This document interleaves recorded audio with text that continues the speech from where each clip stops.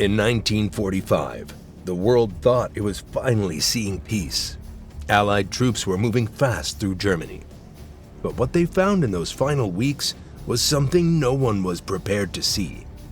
Behind the barbed wires of Nazi concentration camps lay a nightmare so shocking that even the toughest men broke down.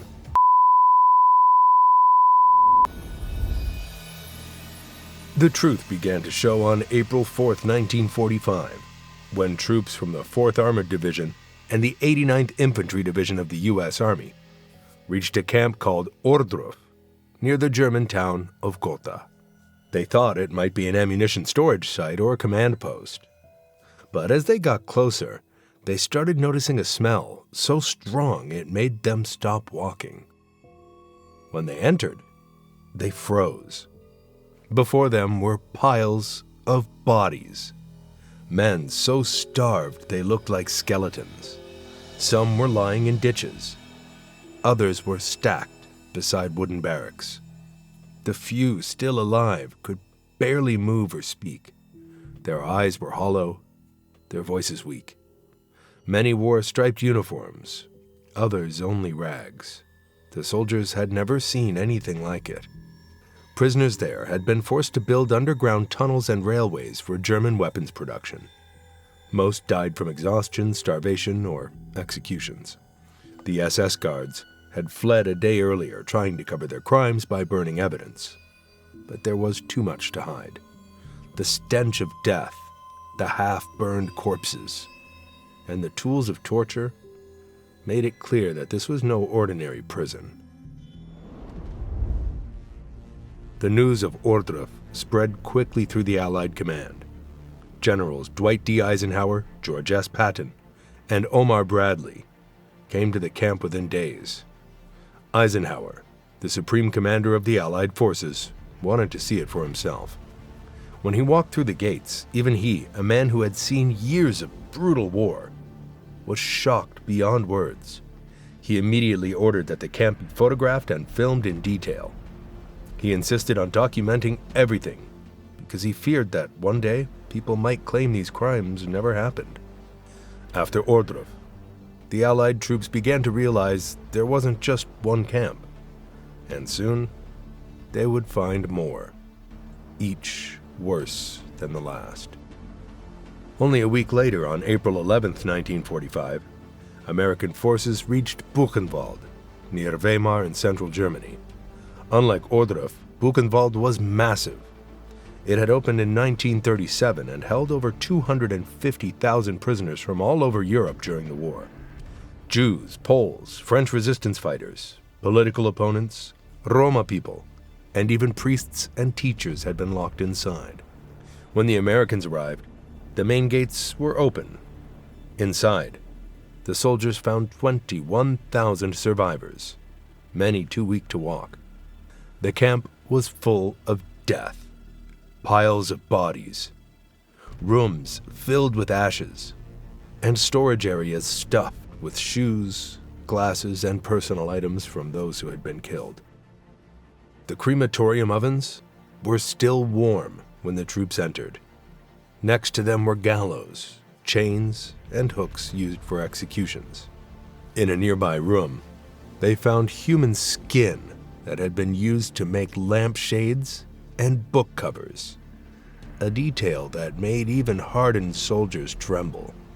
Some of the prisoners had managed to rise up days before the Americans arrived. They captured the remaining SS guards and took control of the camp. These survivors, many just skin and bone, had shown unbelievable strength after years of cruelty. What had started at Ohrdruf as a horrifying discovery now became a global awakening. The Allies were beginning to understand the full scope of Nazi crimes. By then, British forces were pushing through northern Germany, unaware that they were about to witness one of the most heartbreaking scenes in human history. On April 15, 1945, troops from the 11th Armored Division reached the gates of Bergen-Belsen, a camp near the town of Celle. What they saw when they entered was beyond anything they had ever imagined. Bergen-Belsen didn't have gas chambers like Auschwitz, but death was everywhere. The camp was originally meant to hold prisoners of war, but as the Nazi regime began to collapse, tens of thousands of Jewish prisoners and inmates from other camps were sent there. The place became overcrowded, filthy, and completely out of control. When the British arrived, they found over 60,000 prisoners still alive, but barely. Most were so weak they couldn't stand. Many were lying on the ground, too exhausted even to lift their heads. Around them were 13,000 unburied bodies, left to rot in open fields. The smell of decay hung heavy in the air. The main killer in Bergen-Belsen was disease. Typhus, dysentery, and tuberculosis had spread rapidly through the camp because of the filthy conditions. Starvation made things even worse. Survivors had been living for weeks on tiny rations of watery soup or bread crusts. The British soldiers were horrified. Many were young men who had never seen such suffering. They immediately brought in medical units and nurses to help. The Royal Army Medical Corps set up emergency hospitals nearby. Survivors were washed, fed small portions of food, and given medical care. But their bodies were too fragile. Many who finally tasted food again died because their stomachs could no longer handle it. To stop the spread of typhus, British soldiers had to make terrible decisions. They burned entire barracks, even with corpses still inside, to prevent disease from spreading further. Bulldozers were used to bury the dead, because there were simply too many bodies to move by hand. Among those who entered the camp was a young British officer named Richard Dimbleby, a BBC war reporter. His radio reports described the horror he saw. When his report was first sent to London, even the BBC hesitated to air it. It sounded too horrific to be true, but it was true. Bergen-Belsen became a symbol of what Nazi cruelty really meant. It showed that this system of horror was not isolated, but organized and intentional. In the weeks after liberation, over 14,000 more people died from disease and weakness, despite the best efforts of British doctors. But those who survived carried the story with them. And as the British worked to clean up that nightmare, the Americans were about to uncover something just as horrifying in southern Germany. On April 29, 1945, the U.S. 42nd and 45th Infantry Divisions arrived at Dachau, just outside Munich. Dachau was not just another camp. It was the first concentration camp ever built by the Nazis, opened in March 1933, only weeks after Adolf Hitler came to power. It had served as the model for all the camps that followed. Over the years, more than 200,000 prisoners had passed through Dachau's gates, including Jews, political prisoners, priests, artists, resistance members, and anyone the Nazi regime considered undesirable. More than 30,000 were murdered there. Many others died from diseases, torture, or starvation. When the Americans entered Dachau, the first thing they saw were train cars filled with corpses. There were over 30 boxcars packed with bodies, many of them prisoners who had been evacuated from other camps in what became known as death marches. The Germans had forced prisoners to walk long distances without food or rest as they fled from advancing Allied troops. Thousands died along the way. Inside the camp, soldiers found scenes of unimaginable horror. Barracks built to hold 200 people were crammed with over 1,000. Prisoners lay on wooden bunks stacked 3 or 4 levels high. Many were too weak to move, covered in sores and lice. The smell was unbearable. The liberating troops were shocked to the core. Some cried openly. Others were so furious that they shot several captured SS guards on the spot, unable to control their anger after seeing what the Nazis had done. Dachau had its own gas chamber, though it was smaller than those in extermination camps like Auschwitz. It also had torture chambers, execution walls, and a large crematorium where bodies had been burned day and night. In one area, soldiers found heaps of human ashes mixed with bones. The Americans immediately began feeding and treating survivors. But, like at Bergen-Belsen, many were too far gone to recover. Still, they worked tirelessly, setting up medical tents and distributing supplies. While the Western Allies were uncovering camps in Germany, the Soviet Red Army had been finding them in Poland months earlier. In July 1944, Soviet troops reached the outskirts of Lublin and stumbled upon a camp called Majdanek. At first, they thought it was a regular military facility. The camp was surrounded by barbed wire and guard towers, but it looked strangely quiet. When they went inside, they discovered the remains of a death factory. Majdanek had been built in 1941 and was one of the first Nazi camps to combine forced labor with mass murder. The Soviets found crematorium ovens, gas chambers, and storage rooms filled with thousands of pairs of shoes, clothes, and human ashes. There were even containers of the poisonous gas Zyklon B, which had been used to kill prisoners. Majdanek's liberation was the first time the world saw clear proof of Nazi extermination camps. The Soviets counted around 80,000 victims, mostly Jews and Soviet prisoners of war. But what shocked them most was how quickly the Germans had tried and failed to hide their crimes. Some of the gas chambers had been smashed up, and piles of ashes showed that bodies had been burned to erase evidence. A few months later, on January 27, 1945, the Red Army reached another camp. It was Auschwitz, near the Polish town of Oświęcim. What they found there dwarfed everything else. Auschwitz wasn't just a camp. It was a complex of 3 main camps and over 40 smaller ones, including Auschwitz I, Auschwitz II-Birkenau, and Auschwitz III Monowitz. By the time the Soviets arrived, the SS guards had already fled, taking tens of thousands of prisoners on deadly marches westward. Around 7,000 people remained, mostly sick, starving, and too weak to move. Scattered around the camp were piles of human hair, baby clothes, eyeglasses, suitcases, and mountains of shoes. Each item belonged to someone who had been murdered there.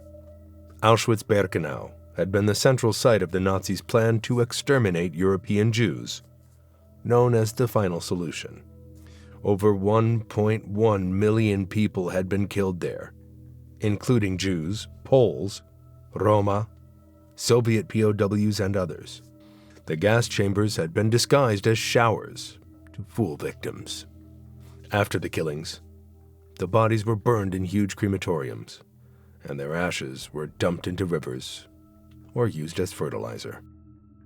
The Nazis tried to blow up the gas chambers before fleeing, but they couldn't erase everything. The Soviets found enough to show the world exactly what had happened.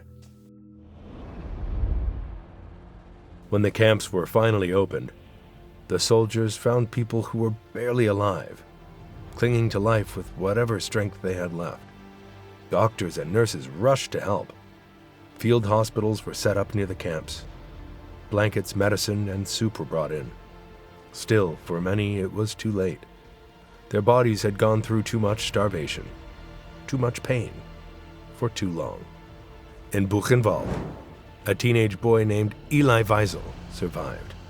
He had lost his family, his childhood, and almost his will to live. He would later write about what he saw, making sure the world never forgot. In another camp, Anne Frank, who had written her diary while hiding in Amsterdam, had died only a few weeks before the British came. Her diary, found later, showed what it felt like to be hunted simply for being Jewish. Survivors were covered in scars and open wounds, both inside and out. Some could not remember when they last saw daylight. Many had forgotten how to smile. When the soldiers looked into their eyes, they didn't see joy at being rescued.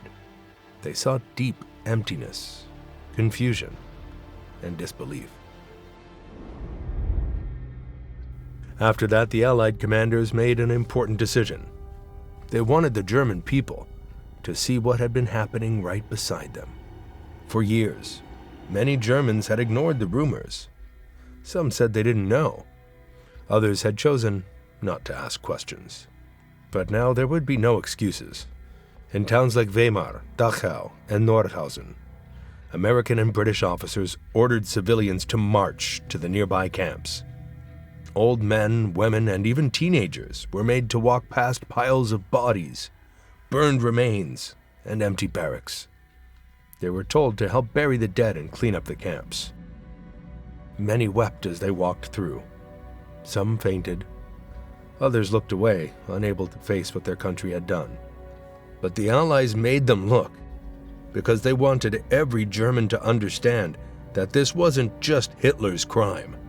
It was the result of silence, fear, and obedience that had allowed the system to grow.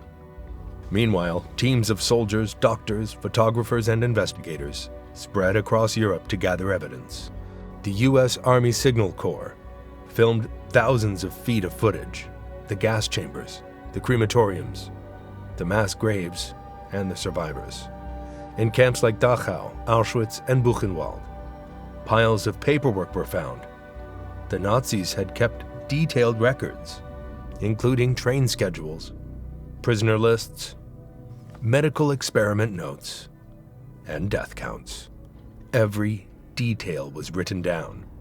There were files showing exactly how many people were brought in and how many were killed.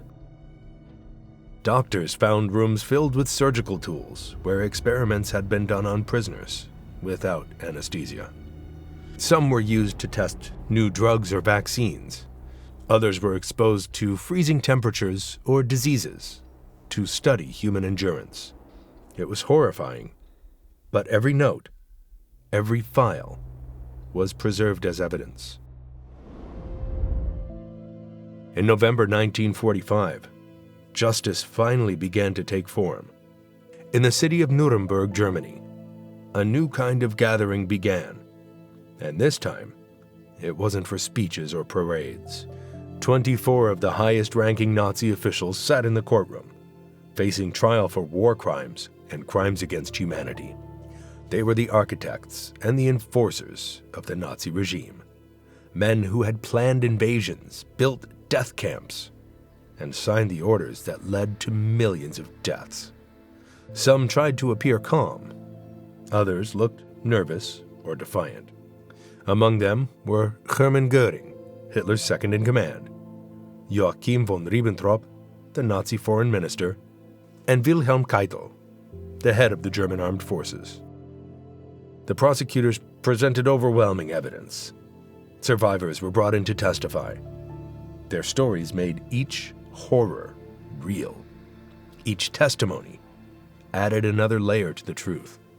The trials lasted almost a year, with over 200 witnesses and thousands of pieces of evidence presented. Every defendant had lawyers, and they were allowed to defend themselves. But their excuses could not erase the facts.